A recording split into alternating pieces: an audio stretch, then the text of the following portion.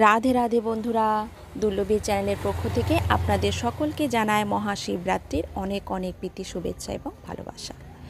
আজ এই ভিডিওর মাধ্যমে জানবো মহাশিবরাত্রির ব্রত কী এবং ঘরে খুব সহজভাবে কিভাবে আমরা মহাশিবরাত্রির ব্রত পালন করতে পারি। তাহলে চলুন ভিডিওটি শুরু করা যাক। মহাশিবরাত্রির ব্রত মহাদেব ও দেবী পার্বতীর বিয়ের তিথি, অর্থাৎ শিব তথা পুরুষ শক্তি ও আদিশক্তির মিলনের তিথি। এই তিথিতে দেবাদিদেব মহাদেব ও দেবী পার্বতীর পুজো অর্থাৎ আরাধনা করা হয় অজ্ঞতা অন্ধকার দূর করার জন্য। এই ব্রত পালন করার ফলে পূরণ হয় মনের সকল বাসনা এবং শিবরাত্রির ব্রত ফাল্গুন মাসের কৃষ্ণপক্ষের চতুর্দশী তিথিতে পালিত হয়। সকল ব্রতের শ্রেষ্ঠ ব্রত এই শিবব্রত। এই ব্রত পালন শুরু হয় শিবরাত্রির আগের দিন এবং শিবব্রত শিবরাত্রির পরের দিন শেষ হয়।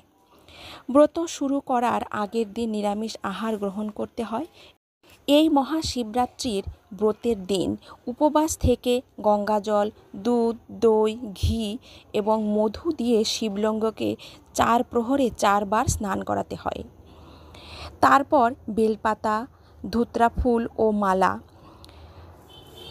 অপরাজিতা ফুল নীল ও সাদা, আকন্দ ফুল এবং আকন্দ পাতা, আম পাতা, মিষ্টি ও ফল নিবেদন করে মহাদেবের মূল মহামন্ত্র ওং নমঃ শিবায় এই মন্ত্রটি 108 বার জপ করতে পারলে খুবই ভালো এবং ভক্তিভরে যদি আপনারা মনের ইচ্ছা পূরণ করার জন্য জপ করেন তাহলে খুবই ভালো।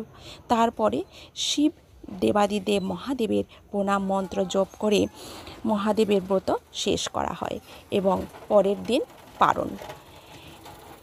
তাই বন্ধুরা, এই শিবরাত্রির ব্রত পালন করে আপনারা সবাই মহাদেবের আশীর্বাদ লাভ করুন এবং মনোবাঞ্ছনা পূর্ণ করুন। হর হর মহাদেব।